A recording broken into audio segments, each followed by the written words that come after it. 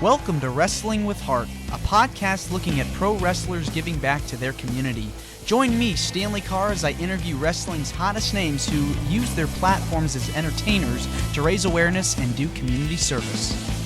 Hello, and welcome to another edition of Wrestling with Heart. This is the show where we talk with pro wrestlers and pro wrestling personalities about their careers in and out of the ring, helping out in doing acts of community service and charity work and just doing good for others. You know, we try to keep it positive around here.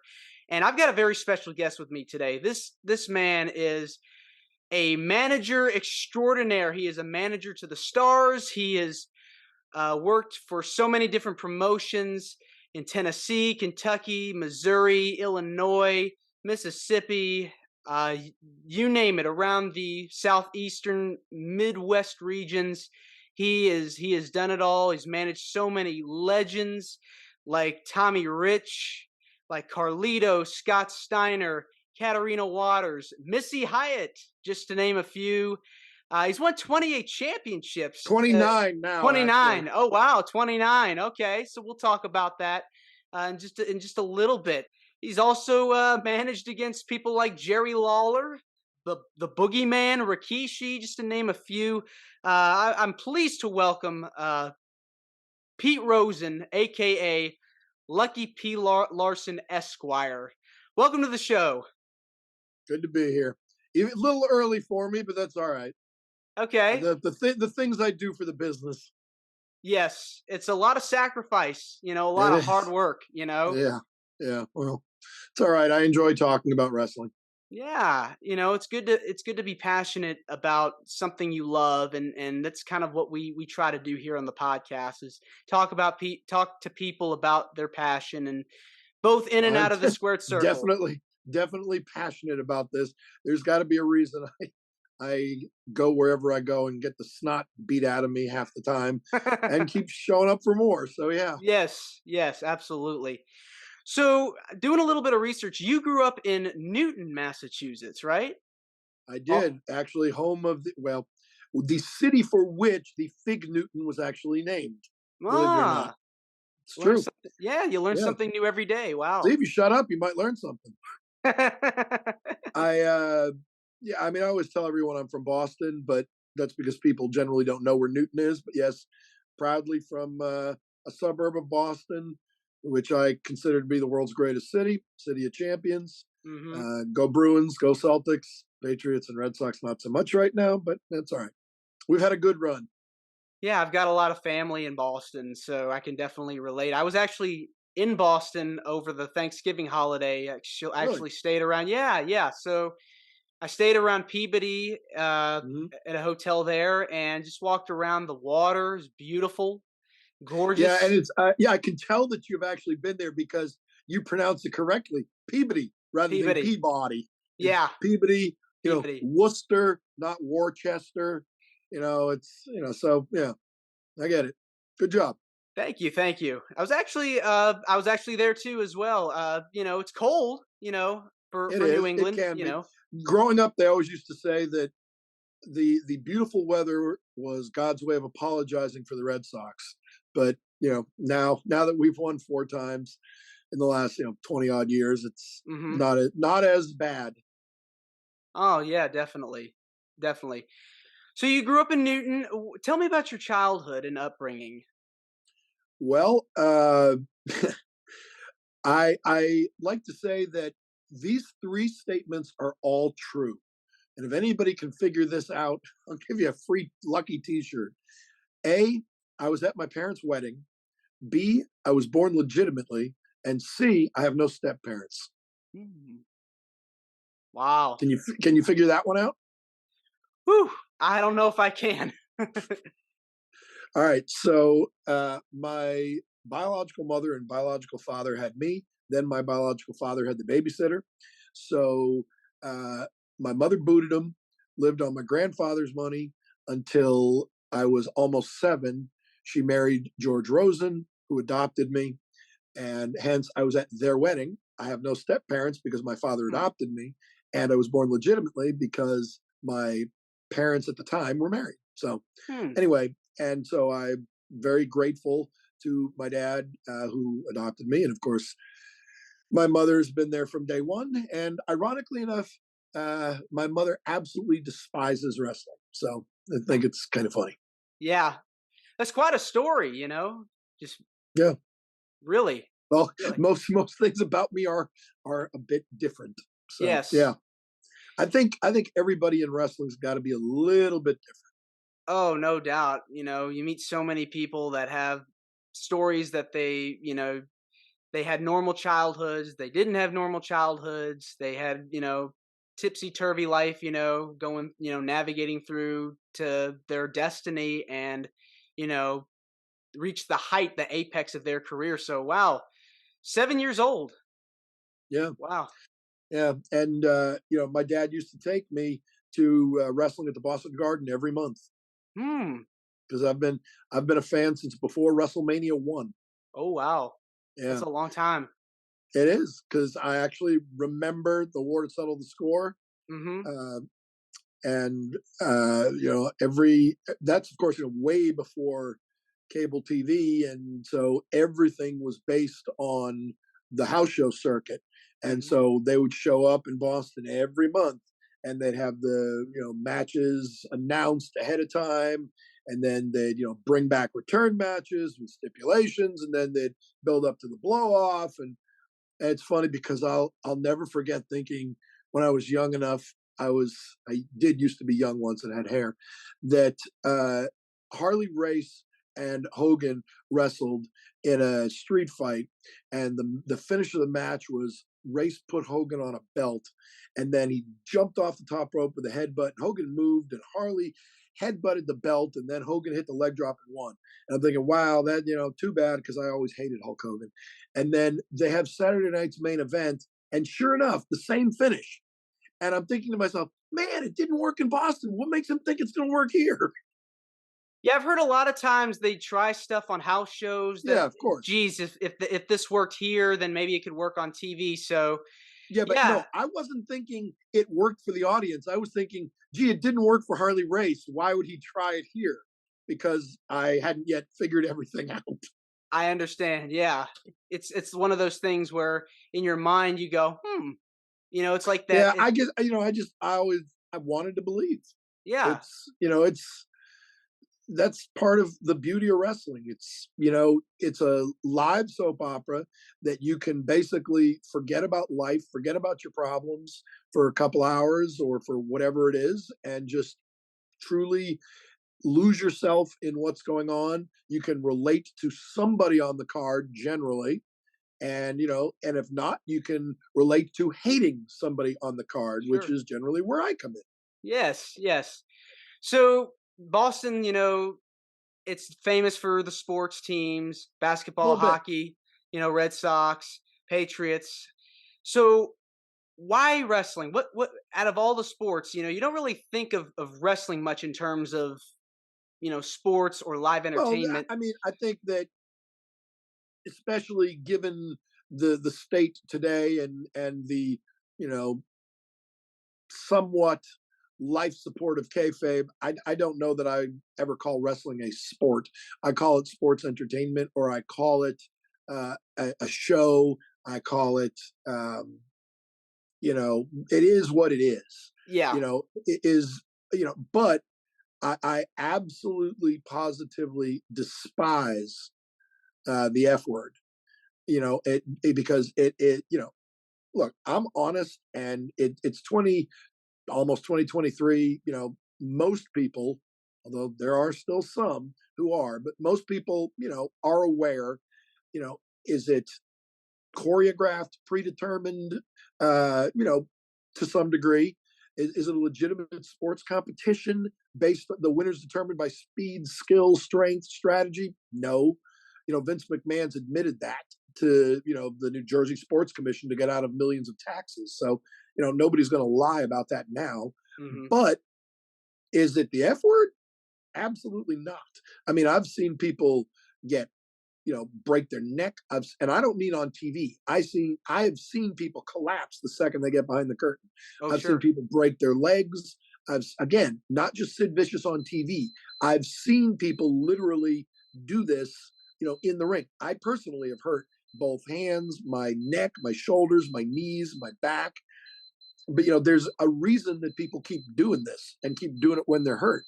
And it's the best way to describe it is what a good friend of mine, she was my friend and my client, Daphne, Shannon Sproul, used to say to me, and she's very right. She would say, wrestling is its own drug. And once you get it in your system, you cannot get it out. And it's very, very true. Daphne, for sure. I know you were friends with her too for many years. That was a tough loss for the business. The best way to put it is this: when WrestleMania was in Orlando, she refused to be seen by anybody. She wouldn't go to the convention. She wouldn't do anything because she didn't like how she looked. And, she had fusion surgery and couldn't move. She had a thyroid problem. She had a hysterectomy. She had 2 serious injuries. And, she saw me because I was her friend, and I went to give her a hug. And I literally couldn't touch my hands when I put my hands around her. And that's got to be very, very hard for somebody who, made a living, in parts being, Zombie Hot, the goth goddess. And, she was struggling. And I told her, I said, Shannon, who cares? You're the same person. So what? Your shell's a little different. What's the difference? But, she had issues with her weight, obviously. She had bipolar disorder. She had a number of mental health issues. And she just, fell into a deep depression and couldn't get out. She thought she was alone, and she wasn't. You just never know what somebody's going through. I was talking with, I don't know if you know who Lexi Fife is. Absolutely. I had her on the show recently, and she was talking about her friendship with Daphne. And yeah, I know. She kind of said the same thing. She wanted to lend a hand to her, but when you're in that state, it doesn't matter what you hear or who reaches out to you. Sometimes if you're that deep into it, you just can't get through. It was very, very sad. Like I said, I have not been in the business nearly as long or as deep as some people, but I've still lost friends. Brian Christopher was a friend of mine and a client of mine. Candy Divine was a friend of mine and a client of mine. Tracy Smothers was a friend of mine and a client of mine. So, and they're all gone now. You never know what anybody's going through. You really don't. And that's, it's kind of like the point of wrestling is to forget everything going on in your life while you're there. But, and that's one thing I learned, very early on, is that there was a big difference between Daphne and Shannon. Just like, there's a big difference, a chasm of difference between, I like to think, between Pete and Lucky. So, it's just 2 sides. Well, yeah, but if you don't have bad guys in stories, you don't have good guys. You just have guys. There have to be bad guys for there to be good guys. At what point did you say, I've got to get involved with wrestling? This is what I want to do. Well, I always would have loved to do it. I just never thought I would. I'm a lawyer. I've been a lawyer forever, it seems. In fact, as of tomorrow, it will mark the 30th year I've been a lawyer. Oh, but very nice. Happy anniversary. Gee, thanks. But, but it's always something, that I've enjoyed. Like I said, I've now been to 10 WrestleManias. I've been to 3 WrestleMania after parties. I was Lanny's guest when Randy Savage got into the Hall of Fame. In fact, I like to say I heard his speech so many times before he gave it that I could give it. Oh man! I have, he ran his speech by me at least 500 times, and I am literally not kidding you. I heard it every day, over and over and over and over again. And, I helped him tweak it. If you ask him, he has gone on record in interviews saying that I helped him with something in his speech that made a huge difference. I'll leave that to him. But so, yeah, I mean, I've been to, even when I moved to Tennessee to go to Vanderbilt, I went to Starcade here a couple times. Actually saw Piper beat Hogan, so that was pretty fun. But so I've always been a fan and still attended, but it wasn't until I got to know a couple people that I ended up, the road led me into it. Yeah. Yeah, you've been a lawyer for now 30 years, soon to be 30 years. Um, Tell me about what got you involved with wanting to do that? What made you want to pursue being a lawyer? Well, basically, given my upbringing, it's what my mother told me I was going to do. no, Okay. no, I have very unsteady hands, and I can't stand the sight of blood, so couldn't be a doctor. And accounting was too boring, so I didn't have many other choices. No. It's funny because I went when I went to high school. I was there for two reasons: so I could get good grades to get into a good college, and so my mom didn't kill me. And then when I was in college, I was there to get good grades so I can get into good law school, and so my mom didn't kill me. So yeah. Plus, as people will say, apparently the going thought is I think quickly on my feet. I'm not shy. I have an answer for everything and love to argue. So apparently that leads to being a lawyer. Yeah, it's a hell of a career. I mean, you get to be in front of the courtroom and you show your display of confidence when you're in Well, front of when you're in front of people, just like with wrestling. yeah, I think that it one lends well to the other. I mean, I like to think that I cut good promos. I've been told that I've generally over the last 7+ years, I've been put with people by promoters who maybe aren't the greatest talkers, and I'll do the talking for them. I mean, a lot of stars, they didn't need to talk. I mean, Yokozuna went years without talking. I mean, Hmm. he spoke perfect English, but he just didn't. I mean, for years, Brock Lesnar didn't speak. I mean, Mike Tyson is one of the most intimidating people in the world, but I don't know that his voice exactly is the most intimidating. Sure. So now, Mike, if you're listening, it intimidates me. So just but yeah. So and I enjoy it. I've got a pretty good memory, so I think that it lends well to doing it. And knock on wood, I've seemed to have done okay. When you're as you've gotten further as a career as being a lawyer, uh, I'd imagine it's kind of stressful at times. What's your You think? I'm for Uh, sure. I mean, yes, yes. I would imagine. I'm not. Again, like I said, I don't know what anybody else is going through, so I'm not going to put down any other profession. But I cannot imagine a job more stressful than being a lawyer. Maybe being a doctor, because you screw up there, you might kill someone. But here, yeah, I mean it's stressful. It is very, very stressful. have there been times where you've said in your head, "Gee, something may not be working out. What would I want to do instead?" Is there, or do you Oh, feel I've it's I've been? said many, many times, I wish I could make a living at being in wrestling. If I could, I'd do it in a heartbeat. I love it that much. But I will say this: there's a connection between the two because I get a lot of legal work through wrestling. Hmm. I go to shows, and I've represented, I can't tell you how many people in our locker room on criminal charges or domestic charges or domestic issues, people in the crowd, both accidents, work comp claims. Uh, I represented Candy Divine in a work comp claim. I there are two other uh, big names who I'm not going to say who they are, but one of them has been at WrestleMania, and the other has been a world champion in another company other than WWE, and I represent both of them. So, I've been a lawyer to a lot of wrestlers and wrestling fans. Anybody watching this, you need a lawyer, you can go to Lucky P. Larson Esquire on Facebook, and you can send me a message.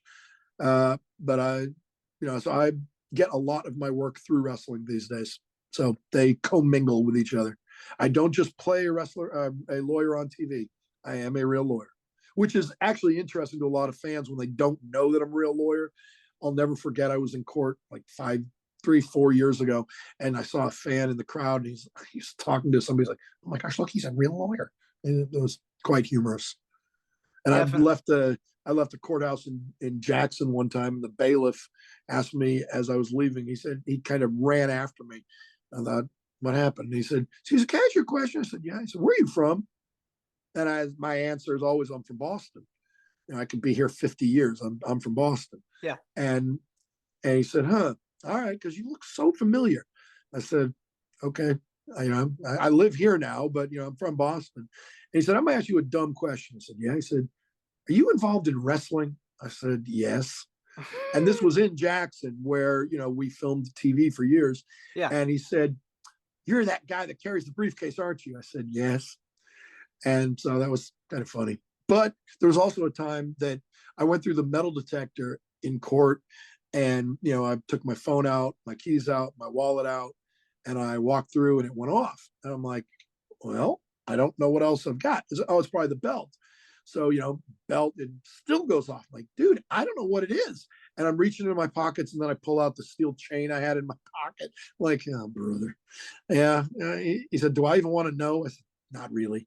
And I just put it in the thing and went by. So it's really funny and interesting that some of the best characters, not just wrestlers but managers, they base their characters a lot of times based on things that they've done or jobs that they've had in real life. Yeah, that's like I think of Paul Bearer, Bill right. Moody as a good example of that, because he was a mortician, a certified mortician, right. Before he became Paul Bearer. I think he was a wrestler or manager before that too. But he was Percy Pringle. He was Texas. Percy Pringle. Yeah. And Lanny's always told me that. He said that I've got that going for me, that I'm a real lawyer, and so I can really play the sleazy lawyer, because I am. And you do great at it. I mean, we were talking about the F word, in wrestling. It's no joke. I mean, when I saw you in Selma a couple months ago, in that tag match, you managing, I forgot who you were managing, but it was with Lawler. Lawler was the guy you're managing against, and you got a pie thrown at you. I mean, yeah, that had to have been like, oh my gosh. I've been hit with, Rikishi hit me with a steel chair and has decked me. Solo Sikoa hit me with a super kick. I've been hit with Jimmy Hart's megaphone, Jim Cornette's tennis racket. I've been wormed by the boogeyman. I've been thrown into cages. I've been beaten up by the Rock and Roll Express, by Jerry Lawler more times than I can count, by superstar Bill Dundee, Doug Gilbert's baseball bat, Tommy Rich. I've been speared. I've been put out with a sleeper hold. I've been hit with my own briefcase more times than I can count. I've been hit with a golf club, a frying pan. People just love to see me get the snot beat out of me. This is Wrestling with Heart. I hope you found this podcast to be informative and entertaining. If you did, please hit the subscribe button and look out for the next edition.